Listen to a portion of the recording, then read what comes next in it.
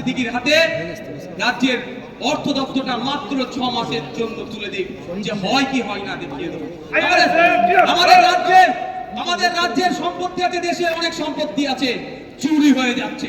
এই মমতা ব্যানার্জি তার ভাইপোদের নেতৃত্বে সম্পত্তিগুলো চুরি হয়ে যাচ্ছে।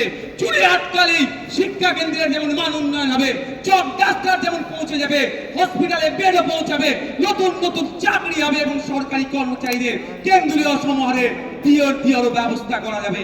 আমি আবারও চ্যালেঞ্জ করছি, মমতা ব্যানার্জি মহাশয় যদি রাজ্যের ভালো চান, সরকারি কর্মচারীদের ভালো চান, আমার জনসাধারণের ভালো চান, শিক্ষা, স্বাস্থ্য, কর্মসংস্থান, এক কথায় বাংলার অর্থনৈতিক, বাংলার জনগণের আর্থসামাজিক মান উন্নয়ন চাই, আগামী 6 মাসের জন্য আমার হাতে অর্থ দপ্তর তুলে দিন।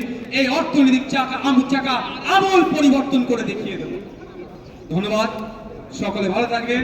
কর্মী বন্ধুদেরকে বলবো, আপনারাই আমাদের আবেগ, আপনাদেরকে আমরা উপেক্ষা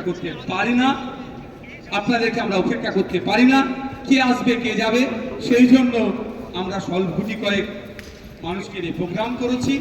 আইএসএফ এর চিন্তা ভাবনা যেমন কোর্টের জজেদের কাছে উজ্জ্বল থাকবে, বাংলার জনগণের কাছে উজ্জ্বল থাকবে। সকলে ভালো থাকবেন। আবারও আমাদের দলের প্রাণপুরুষ পীরজাদা আব্বাস সিদ্দিকী ভাইজানকে আমরা ধন্যবাদ জানাই, যে তার চিন্তা ভাবনার মাধ্যমে আমাদেরকে যে প্ল্যাটফর্ম তুলে দিয়েছে, আমরা বঞ্চিত নিপীড়িত মানুষের কণ্ঠ হয়ে বলতে পারছি।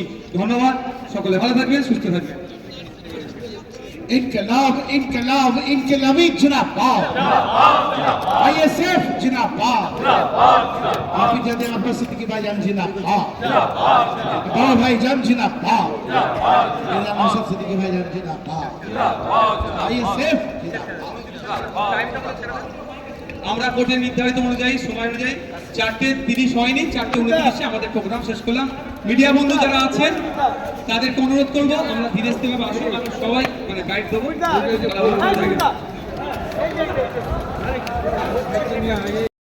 রাজ্যের অর্থনৈতিক অবস্থা তলানিতে, হসপিটালে বেড নাই কেন, ভাঙড়ে হসপিটালগুলোকে উন্নত মানের করার যখনই কথা বলি, অর্থের দুরবস্থার কথা বলি। সরকারি কর্মচারীদের ডিএর কথা বললে অর্থের দুরবস্থার কথা বলে, স্বাস্থ্য কেন্দ্রের মান উন্নয়নের কথা বললে অর্থের দুরবস্থার কথা বলে, শিক্ষক নিয়োগের কথা বললে অর্থের দুরবস্থার কথা বলে। আমি আজকে নেতাজি ইন্ডোর স্টেডিয়াম থেকে মাননীয় মুখ্যমন্ত্রীকে বলছি, যদি আপনি রাজ্যের ভালো চান, নওশাদ সিদ্দিকীকে আগামী 6 মাসের জন্য অর্থ দপ্তরটা দিয়ে দিন।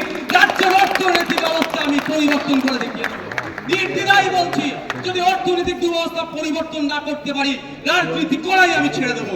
যেদিন দায়িত্ব দেবেন তার পরের দিন থেকেই সরকারি কর্মচারীদের কেন্দ্রীয় সমাহারে ডিএর ব্যবস্থা করে দেবো, এবং যে কটা সমাজ কল্যাণমূলক প্রকল্প চলছে একটাও বন্ধ হবে না, সবটাই চালাবো। তাই বলছি, মমতা ব্যানার্জি যদি সদিচ্ছা থাকে